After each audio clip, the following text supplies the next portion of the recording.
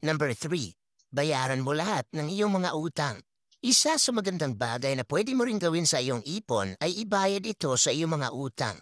Sa halip na magbabayad ka ng malaking interest, idagdag mo na lang ito sa iyong ipon.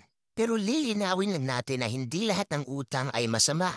Merong utang na magagamit mo as leverage sa iyong pag-asenso. At meron ding utang na sumisira ng iyong finances. Kaya ang tinutukoy ko dito ay ang uri ng utang na hindi nakakatulong sa iyo. Mahalagang bayaran mo lahat ng iyong bad debt para maging focus ka sa pag-iipon at pag-attract ng opportunities. Merong dalawang method kung paano bayaran ang iyong mga utang. Una ay ang debt avalanche at ang pangalawa ay ang debt snowball. Ang debt avalanche method ay nakabase sa interest ng iyong mga utang. Ibig sabihin, una mong bayaran ang utang na merong malaking interest hanggang sa may pinakamaliit na interest.